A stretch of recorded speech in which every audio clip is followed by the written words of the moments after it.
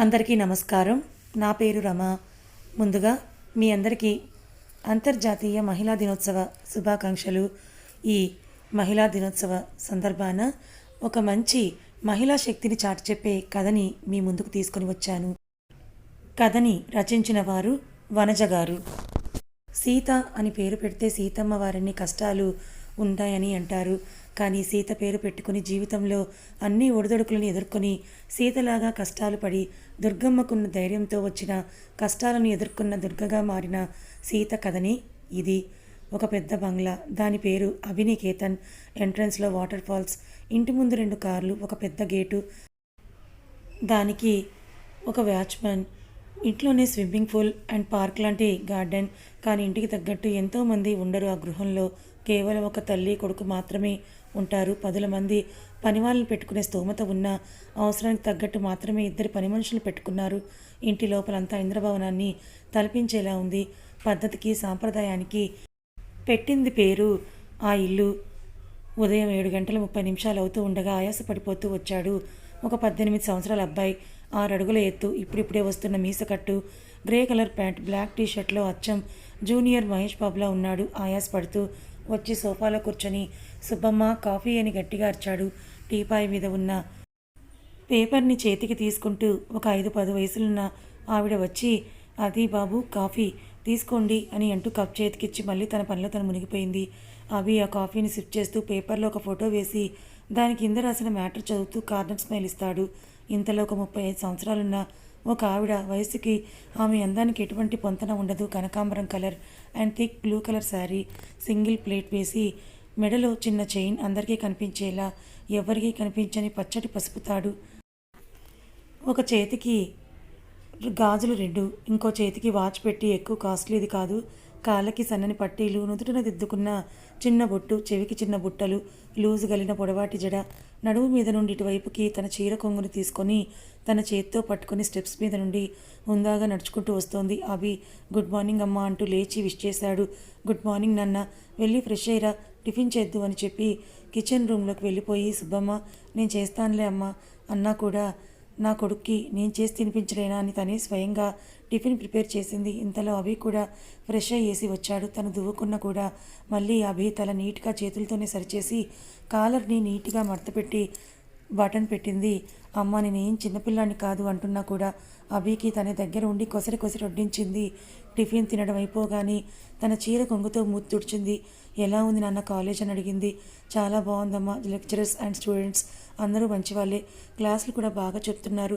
సరే నాన్న, ఇంకా నాకు టైం అయింది, నేను వెళ్ళొస్తాను అని చెప్పగానే అమ్మ ఒక్క నిమిషం కళ్ళు మూసుకో అని చెప్పాడు అభి. ఎందుకు నాన్న అని అడిగినా కూడా అభి మళ్ళీ చెప్పడని కళ్ళు మూసుకుంది. తన చేతిలోకి ఒక ఫ్రేమ్ లాంటి తలిగేసరికి కళ్ళు తెరిచి చూసింది. అందులో తన ఫోటోని పెయింట్ చేసింది. వెంటనే అభి తనని హత్తుకొని happy women's day and happy birthday అమ్మ అని విష్ చేశాడు. అభి నుదుటిన ఒక ముద్దు పెట్టి థ్యాంక్ యూ అభి అని చెప్పి తన పని కొరకు వెళ్ళిపోయింది ఆమె. అభి కూడా కాలేజీకి వెళ్ళిపోయాడు. కారులో తను వెళ్ళవలసిన చోటుకి చేరుకుంది. ఒక 3 ఫ్లోర్స్ ఉంటుంది ఆఫీస్, కానీ పెద్ద ఏరియాలోనే ఉంది. ఆఫీస్కి బ్యాక్ సైడ్ అంతా రేకుల షెడ్, అందులో తమ పనులకు కావాల్సిన సామాగ్రి ఉన్నాయి. ఆవిడ కార్ దిగి నేమ్ ప్లేట్ వైపు ఒకసారి చూసి నవ్వి లోపలికి వెళ్ళిపోయింది. Happy women's day and happy birthday madam, managing director of Abhi home foods అని చెప్తూ బొకే పట్టుకొని వచ్చింది శోభ, తన పిఏ కమ్ ఆత్మీయురాలు కమ్ ఫ్రెండ్. శోభ, నాకు ఇలాంటివన్నీ నచ్చవని నీకు తెలుసు కదా, మళ్ళీ ఎందుకు, నీకు ఇష్టం లేదని మేము వదిలేస్తామా అని బలవంతంగా బొకే ఇచ్చి నోట్లో స్వీట్ కొక్కింది. ఇంకా రిమైనింగ్ స్టాఫ్ కూడా విష్ చేస్తే వాళ్ళకు కూడా నవ్వుతూ థ్యాంక్స్ చెప్పేసి ఎండీ రూమ్లోకి వెళ్ళిపోయింది. శోభ, మనకి ఆర్డర్ ఇచ్చిన పని ఎంతవరకు వచ్చింది, అయిపోయినట్టేనా, ఎల్లుండి వాళ్ళకి అందచేయాలని అడగగానే హా మేడం అన్నీ అయిపోయినట్టే, కాకపోతే నువ్వు ఒకసారి వెళ్ళి చెక్ చేసి రావాలని చెప్తుంది.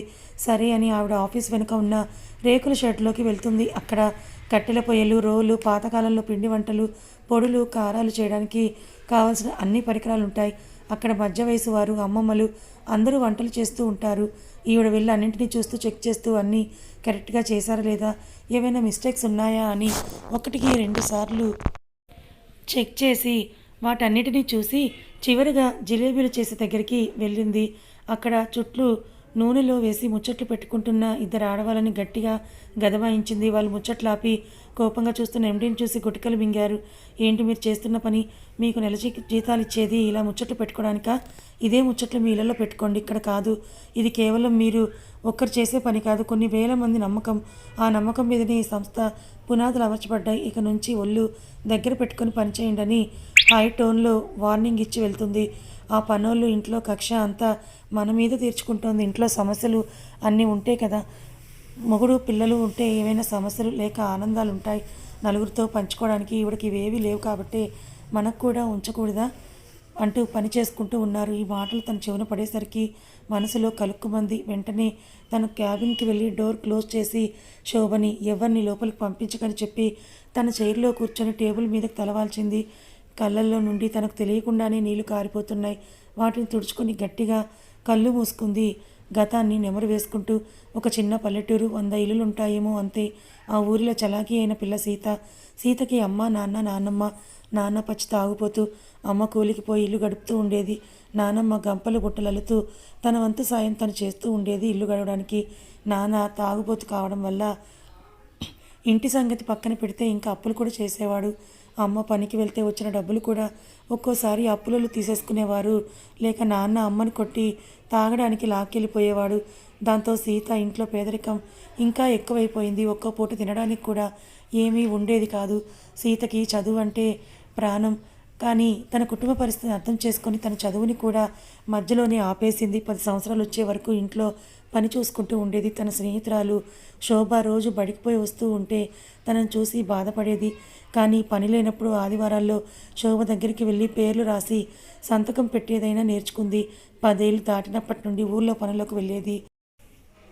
కలుపు తీయడం, వరి నాటడం, పూలు కొయ్యడం, ఇలా పొలం పనులన్నీ వచ్చు సీతకి. అప్పుడప్పుడు నానమ్మ దగ్గర పిండి వంటలు చేయడం కూడా బాగా నేర్చుకుంది సీత. సీత పెద్దదవుతున్న తన తండ్రిలో ఎటువంటి మార్పు లేదు. 12 సంవత్సరాలకి సీత పుష్పవతి అయింది. అంతే. ఉన్నవాళ్ళు కాకపోయినా తమకున్నంతలో జరగాల్సిన తతంగాలన్నీ జరిపించింది సీత వాళ్ళమ్మ. ఈ రోజు నుండి నీ జీవితంలో అత్యంత ప్రమాదకరమైన ముఖ్యమైన ఘట్టంలోకి అడుగుపెట్టావు సీత. ఆడజన్మ సార్థకానికి తొలిమెట్టు ఇదే. ఏ రాబందులు ఆకలికి బలవకుండా నీ జాగ్రత్తలో నువ్వు ఉండాలి.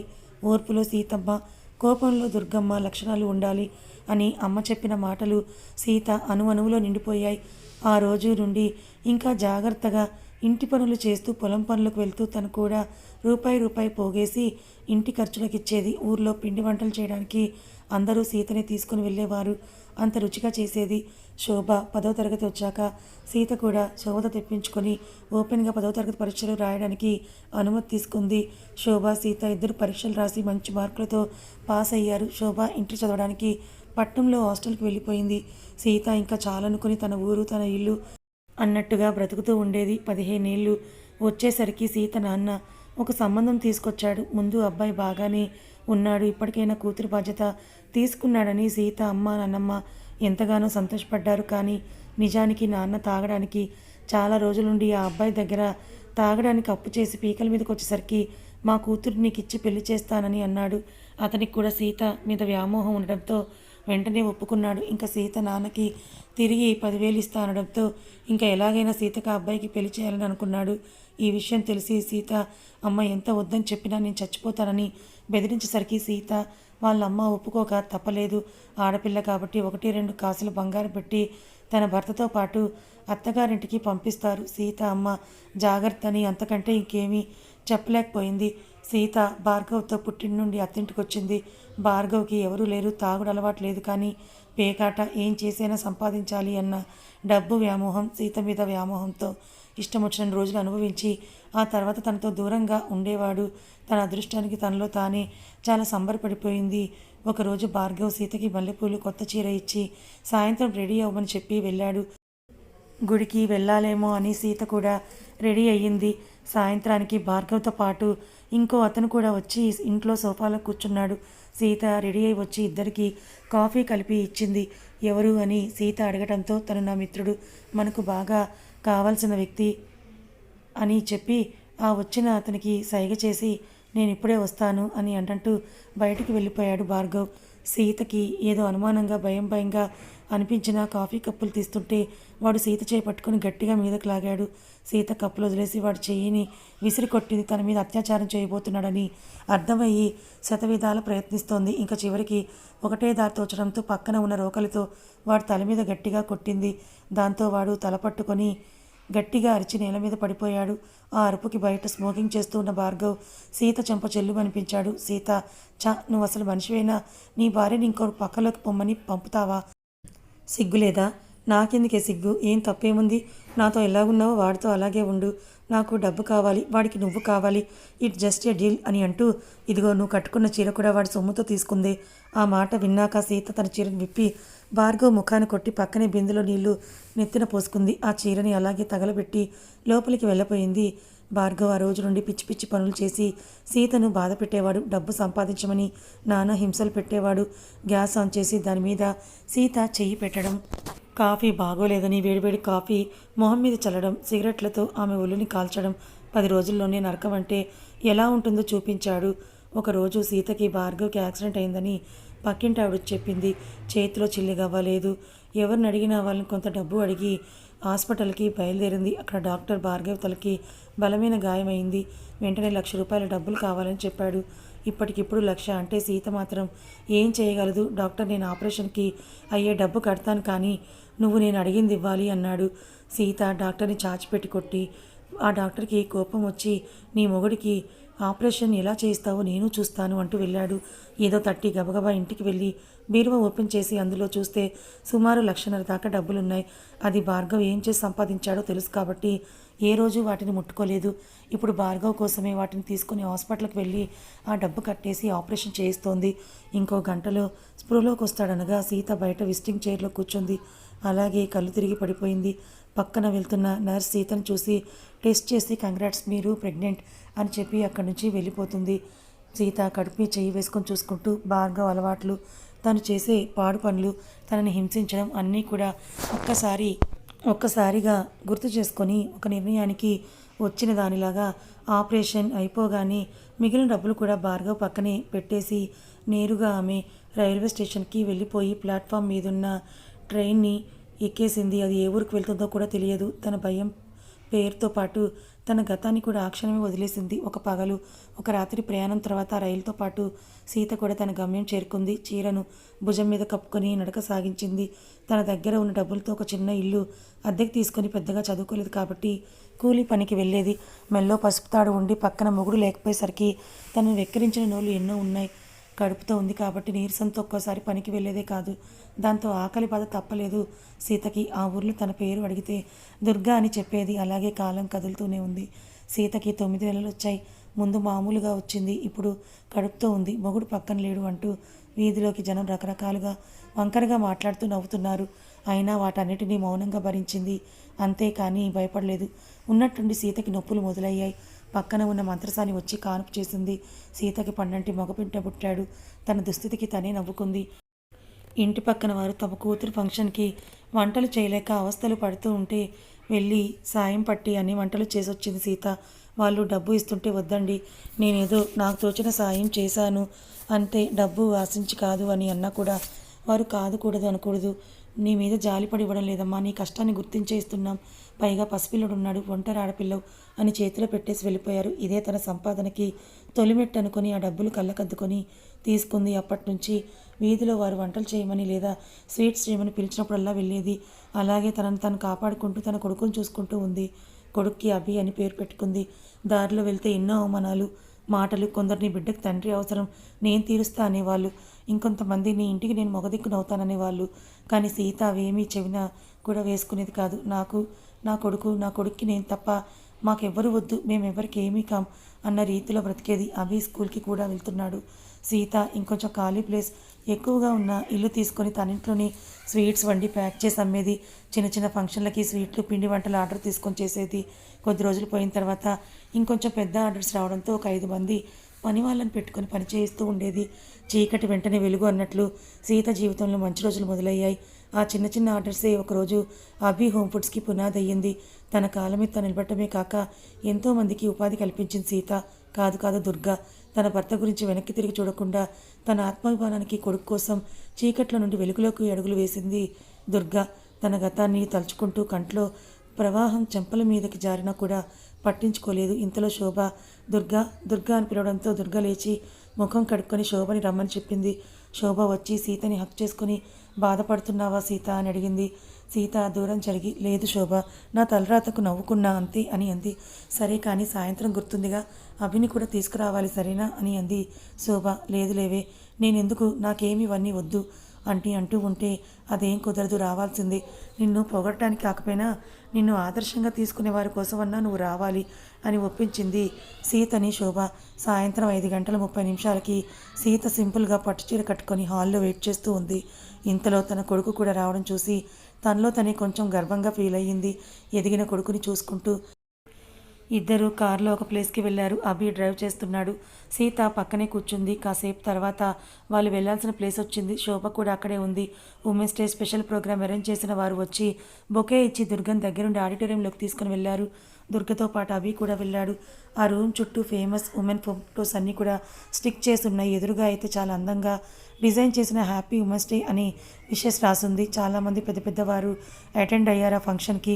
Business people and rich people అందరూ ఉన్నారు. అందరికంటే సింపుల్గా ఉన్న తనకంటూ ఒక ప్లేస్ ఏర్పరచుకుంది దుర్గా. కాసేపు ఉమెన్స్కి సంబంధించిన అన్ని కల్చరల్ ఈవెంట్స్ జరిగాయి. ఫైనల్గా యాంకర్ వెళ్ళి టుడే ఒక స్పెషల్ అవార్డు ఉంది, అది woman of the decade award అని అంది. This belongs to none other than Durga గారు, managing director of Abhi home foods అని అనౌన్స్ చేస్తారు. అండ్ ఈ అవార్డు అందచేయడానికి లేడీ అమితాబ్ విజయశాంతి గారిని సాధారణంగా ఆహ్వానిస్తున్నామని అనౌన్స్ చేస్తాడు.